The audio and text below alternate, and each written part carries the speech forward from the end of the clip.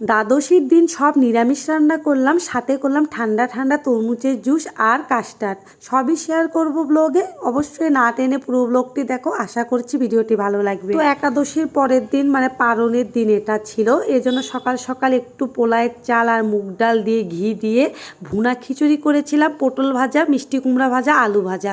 এ হলে আর কিছু লাগে বলো তো? তো একাদশীতে তো তেমন তো কিছু খাওয়া হয় না, সাবু ফল এগুলোই খাওয়া হয়। এই জন্য পারণের দিন সকাল সকাল ঘুম থেকে উঠে একটু খিচুড়ি, তাও যদি সেটা হয় গরম গরম, খেতে কিন্তু অনেক ভালো লাগে। তো খাবার খেয়ে ছাদে এসেছি, একটু মিষ্টি কুমড়া শাক রান্না করব।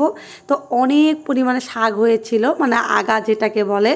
তো ভাবলাম যে একটু মিষ্টি কুমড়া শাক রান্না করে নিব। তো তোমার দাদাকে বলছিলাম একটু আগাগুলো কেটে দাও। আর দেখো আমার দুষ্টু ছেলেটাও দুষ্টামি করেছিল। আর দেখো এখনও পর্যন্ত অনেক রোদ আর গরম, কোনো রকমেই গরম কমছিল না। বৃষ্টি তো হয়েছিল বিকালে, সবই দেওয়া আছে ব্লগে, অবশ্যই ফুল ব্লগটি দেখবে। তো দেখো মিষ্টি কুমড়া শাক এনে কেটে পরিষ্কার করে এখন রান্না করব। তেমনটা কিছু আজকে রান্না করব না, খুবই সিম্পল অথচ মজাদার। আর এখানে একটু ডালের বড়া করে নেব, কালো জিরা, লবণ, মরিচের গুঁড়ো আর একটু হলুদ দিয়ে একটু বড়ার একটা ডো বানিয়ে নেব, মানে বড়াটা মাখিয়ে নেব। আর এটা ছিল খেসারির ডাল, মটরের ডাল হলে একটু বেশি ভালো হয়, কিন্তু আমার কাছে মটরের ডাল ছিল না, মানে দেশি মটরটা ছিল, যে বড় বড় মটর ডালটা, সেটা হলে আর কি ভালো হয়। তো যাক, এখানে আমি আলু আর সব কিছু, মানে যে ডাটা ছিল মিষ্টি কুমড়া, সেগুলো একটু আগে ভেজে নিলাম, তারপরে যে শাকগুলো দিয়ে নিলাম।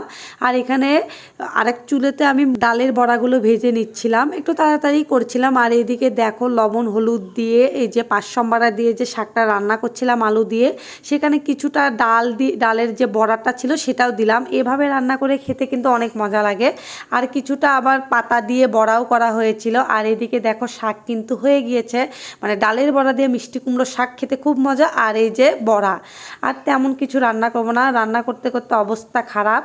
তো ভাবলাম ফ্রিজে তরমুজ পড়েছিল, মানে তরমুজ বলতে এত একটা বাজে তরমুজ না, ছিল মিষ্টি, মানে খুব কম মিষ্টি ছিল, আর কালারটাও একদম মানে ফ্যাকাশে ছিল, একটু সুন্দর ছিল না, কেউ খেতে চাচ্ছিল না। কষ্ট করে আর কি ভাবলাম এটাকে একটু জুস বানিয়ে খাওয়া যায়। তো এখানে লবণ, চিনি আর এখানে দিয়েছিলাম হচ্ছে লেবুর রস দিয়ে একটু ব্লেন্ডার করে নিলাম। তো এভাবে যদি যে কোনো তরমুজ জুস করলে কিন্তু খুব মজা লাগে। আর লাল আর মিষ্টি তরমুজ তো এমনি খেতেই ভালো লাগে, আর এরকম কালারের তরমুজ, কম মিষ্টি তরমুজগুলো এরকম জুস বানিয়ে খেতে কিন্তু খুব ভালো লাগে। আর তরমুজটা ফ্রিজে ছিল, এজন্য আর কি আরও মজা লেগেছিল। তো এই যে জুস বানিয়ে এখন গ্লাসে করে দিব। তো দেখো এত মজা হয়েছিল, আর একটু চিনির পরিমাণ দিয়েছিলাম, যার জন্য আরও মজা লাগছিল। তো তোমরাই দেখো জুস করার পরে তরমুজটাও কিন্তু অনেক লাল লাগছিল, কিন্তু ভালো তরমুজ হলে আরও বেশি ভালো লাগতো। তো এখানে ঠান্ডা ঠান্ডা জুস খেয়ে নিলাম এই গরমের মধ্যে। আর এখানে আমের চাটনি বানিয়ে নিচ্ছি খেজুর আর টমেটো দিয়ে। আর এখানে মটর ডাল আমি সিটি দিয়ে বাগার দিয়ে নামিয়ে নিলাম। সব রান্নায় মোটামুটি কমপ্লিট, এখন আমরা খাবার খেয়ে নিব। এই যে টক, মটর ডাল।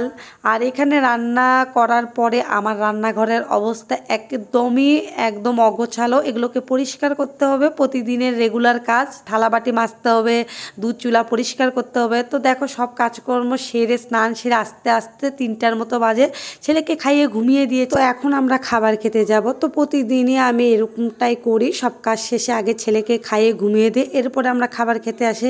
আবার এমনটাও দিন যায় যে ছেলে ঘুমাতেও চায় না, তখন আমাদের সাথে আর কি বসে দুষ্টামি করে। আবার অনেক সময় আমরা যখন খাবার খেতে বসি সবাই মিলে, তখন তাকে টিভি দিয়ে রাখি কিছুক্ষণের জন্য। তো কিছু তো নিয়ে আর কি বাচ্চারা থাকবে, তাই না? যেহেতু খাবারের সময় তাকে সময় দিতে পারি না। আর এদিকে দেখো মিষ্টি কুমড়া শাক, বড়া আর ডাল, অসাধারণ ছিল সব খাবার। খেয়েই আর কি আবার রান্নাঘরে চলে আসলাম, আসতেই হলো, কারণ সেই সিএইচডি থেকে বাজার করে আনার পর থেকে মেয়ে সব সময় বলছে মা আমাকে কাস্টার্ড বানিয়ে দাও, কাস্টার্ড বানিয়ে দাও। তো এখানে আমি এখন কাস্টার্ড বানিয়ে নেব। দুধ তো আগে জাল করে একটু ঘন করে নিয়েছিলাম, আর এখানে আমি 2 চামচ কাস্টার্ড ঠান্ডা দুধে একটু গুলিয়ে নিলাম, যেন গরম দুধে দিলে দলা পাকিয়ে যাবে, এই জন্য আগেই গলিয়ে নিলাম। আর দুধটা আগে একটু ঘন করে নিয়েছিলাম। এখন কাস্টার্ডটা পাউডার দেওয়ার পরে আস্তে আস্তে নাড়াচাড়া করে নিব। আর এই ব্র্যান্ডের কাস্টার্ড পাউডারটা অনেক ভালো, দামটা একটু বেশি, তারপরে অনেক ভালো। এই হাইকো বিভিন্ন কোম্পানি আছে যেগুলো আর কি 60 টাকা থেকে 70 টাকা দাম, সেগুলো একদমই ভালো না। আর এই ব্র্যান্ডের কাস্টার্ড পাউডারটার দাম ছিল 200 টাকা দাম ছিল, মেবি হতে পারে, কিন্তু অনেক সুন্দর। আর এই যে দেখো আস্তে করে নাড়াচাড়া করে একটু ঘন করে নিলাম। তো খুব একটা বেশিও ঘন করা যাবে না, একটু পাতলাও করতে হবে। আর শেষে কিন্তু চিনিও দিয়েছিলাম, যে যেমন মিষ্টি খাও। তো এই যে নামিয়ে নিলাম পাত্রে। এখন এটা আমি ফ্রিজে রেখে দিব, কারণ কাস্টার্ড কিন্তু ঠান্ডা ঠান্ডা খেতেই ভালো লাগে। আর এদিকে দেখছি ঝড় উঠছিল, এই জন্য আবার ছাদে চলে গেলাম, মানে 3তলাতে চলে গেলাম।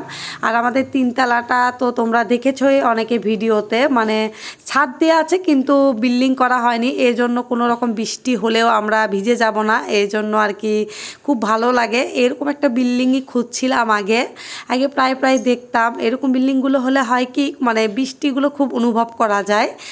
তো বলতে বলতে এতটা পরিমাণ বৃষ্টি শুরু হলো যে এত বৃষ্টি, অনেক দিন পরে প্রশান্তির বৃষ্টি, মানে বগুড়াতে এই প্রথম বৃষ্টি হলো এই গরমের মধ্যে, খুবই ভালো লাগছিল।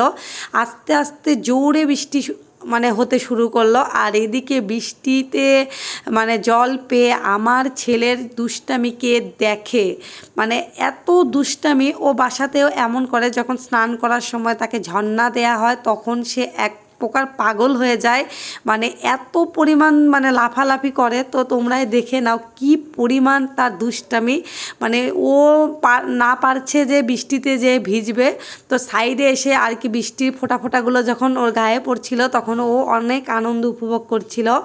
আর এই দেখো বৃষ্টি ভেজা সারা শহর কত সুন্দর লাগছে। আর এইদিকে কিন্তু বৃষ্টি কমেও গিয়েছে। আর এইদিকে দেখো আমার গাছে ছোট্ট একটা বেগুন ধরেছে, সেটাও আবার দুষ্টু ছেলেটা কি করছে, হাত দিয়ে ছিঁড়ে ফেলতে চায়, ওকে অনেক আটকিয়ে রাখি। এখন একটু বড় হয়েছে, অনেক কিছুই বুঝতে পারে, এজন্য আমরা যখন বকাঝকা করি তখন কান্না করে, রাগ করে, আবার হচ্ছে বোঝেও, মানে কোনো কিছু যদি বলি এটা করো না, সেটা আরও বেশি বেশি করে, আবার অনেক সময় শোনেও। তো দেখো আবারও এসেছে বৃষ্টি আর কি করার জন্য, বৃষ্টি জল ধরার জন্য। এদিকে আমার মেয়েটা ছিল না, সে তার বান্ধবীর বাসায় ছিল, পাশেই তার বান্ধবীর বাসা। তো ও বাসা থেকে এসে এই যে দেখো তার ভাইকে সাইকেলে নিয়েছে, এটা হলো ভাই বোনের ভালোবাসা। আর আমার দুষ্টু ছেলেটা কত আনন্দ করে বসে আছে। তো ছাদ থেকে নেমে এসেছি, ফ্রিজ থেকে কাস্টার্ডটা বের করলাম, আর এখানে আপেল আর কলাই আর কি অ্যাড করলাম। তো বিভিন্ন রকম ফল ইউজ করা যায়, কিন্তু আমার বাসায় এই দুইটাই ফল ছিল। তো হোক না কেন, ফল কোনো ফ্যাক্ট নয়, কিন্তু কাস্টার্ডটা যে এত মজা হয়েছিল বলবো তোমাদের। অবশ্যই তোমরা ঝটপট এরকম করে কাস্টার্ড বানিয়ে খেয়ে নাও। তো যাই হোক, আজকে ভিডিও এ পর্যন্তই রাখছি। ভিডিওটি ভালো লাগলে লাইক কমেন্ট শেয়ার দিও, ফলো দিও, আর পেজটিতে অবশ্যই ফলো দিও। Tata, by.